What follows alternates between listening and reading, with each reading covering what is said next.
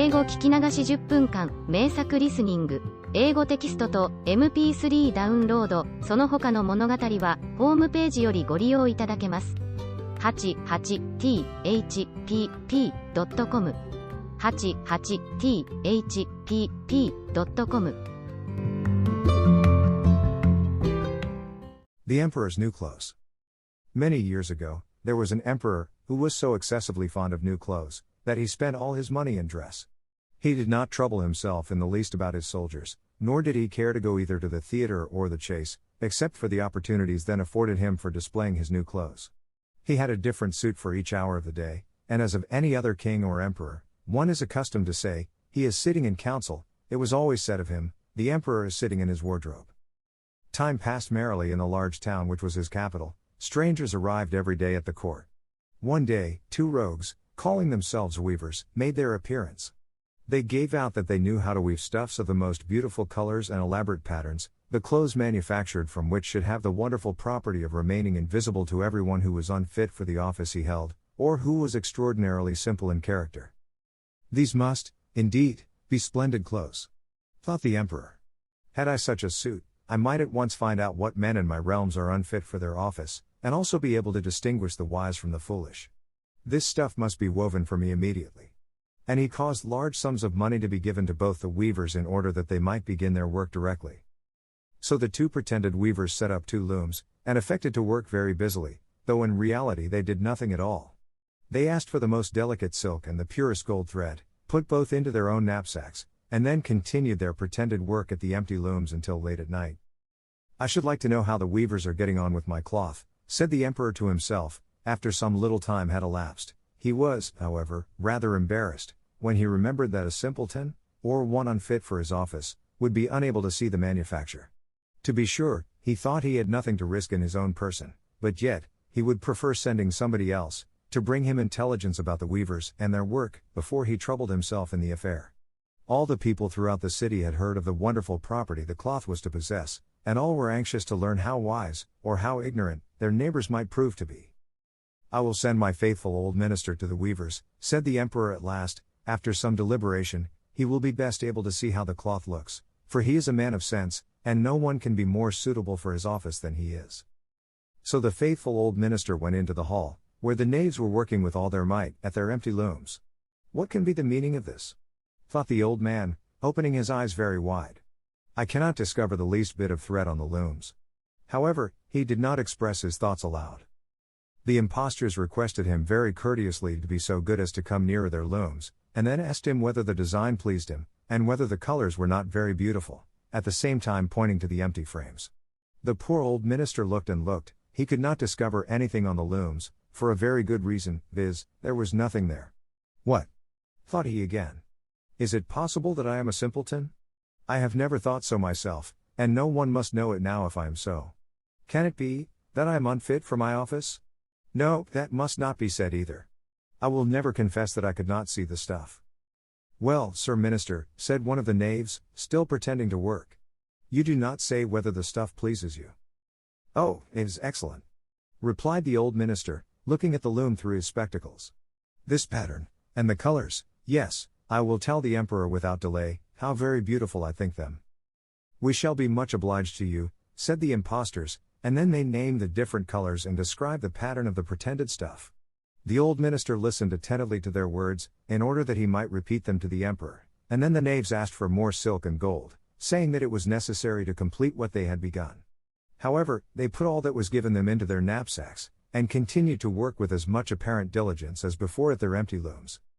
The emperor now sent another officer of his court to see how the men were getting on, and to ascertain whether the cloth would soon be ready. It was just the same with this gentleman as with the minister. He surveyed the looms on all sides, but could see nothing at all but the empty frames. Does not the stuff appear as beautiful to you, as it did to my lord the minister? Asked the impostors of the emperor's second ambassador, at the same time making the same gestures as before, and talking of the design and colors which were not there. I certainly am not stupid, thought the messenger.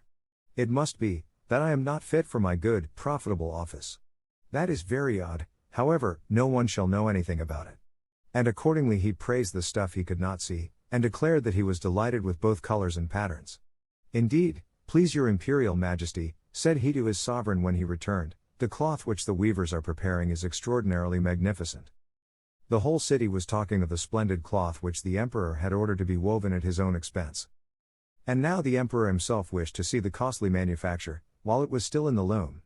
Accompanied by a select number of officers of the court, among whom were the two honest men who had already admired the cloth, he went to the crafty impostors, who, as soon as they were aware of the emperor's approach, went on working more diligently than ever, although they still did not pass a single thread through the looms. "Is not the work absolutely magnificent?" said the two officers of the crown, already mentioned. "If your majesty will only be pleased to look at it. What a splendid design! What glorious colors!" And at the same time they pointed to the empty frames, for they imagined that everyone else could see this exquisite piece of workmanship. "How is this?" said the emperor to himself. "I can see nothing. This is indeed a terrible affair. Am I a simpleton, or am I unfit to be an emperor? That would be the worst thing that could happen. The cloth is charming," said he, aloud. "It has my complete approbation." And he smiled most graciously, and looked closely at the empty looms, for on no account would he say that he could not see what two of the officers of his court had praised so much. All his retinue now strained their eyes, hoping to discover something on the looms, but they could see no more than the others. Nevertheless, they all exclaimed, "Oh, how beautiful!" and advised his majesty to have some new clothes made from this splendid material, for the approaching procession. Magnificent! Charming! Excellent! Resounded on all sides, and everyone was uncommonly gay. The emperor shared in the general satisfaction, and presented the impostors with the ribbon of an order of knighthood, to be worn in their buttonholes, and the title of gentlemen weavers. The rogues sat up the whole of the night before the day on which the procession was to take place, and had 16 lights burning, so that everyone might see how anxious they were to finish the emperor's new suit. They pretended to roll the cloth off the looms, cut the air with their scissors, and sewed with needles without any thread in them.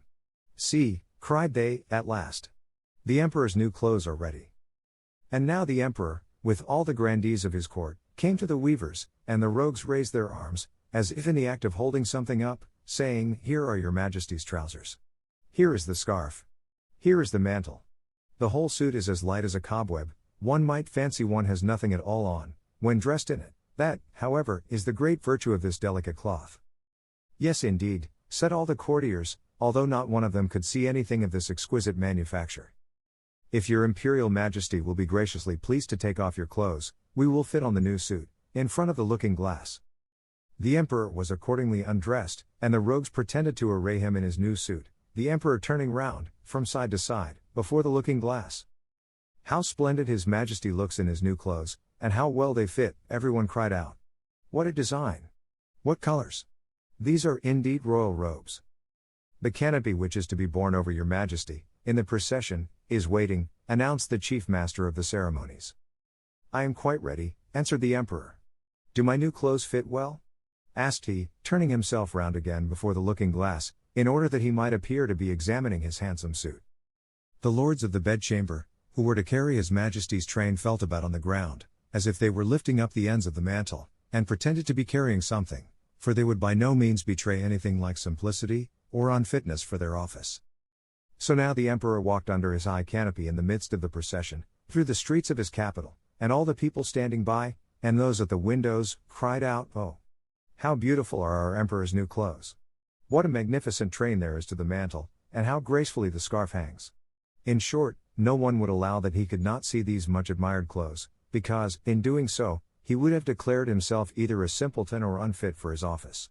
Certainly, none of the emperor's various suits had ever made so great an impression as these invisible ones. "But the emperor has nothing at all on," said a little child. "Listen to the voice of innocence," exclaimed his father, and what the child had said was whispered from one to another. "But he has nothing at all on," at last cried out all the people. The emperor was vexed, for he knew that the people were right, but he thought the procession must go on now. And the lords of the bedchamber took greater pains than ever, to appear holding up a train, although, in reality, there was no train to hold. 英語聞き流し10分間、名作リスニング。英語テキストと MP3 ダウンロード、その他の物語は、ホームページよりご利用いただけます。88thpp.com 88thpp.com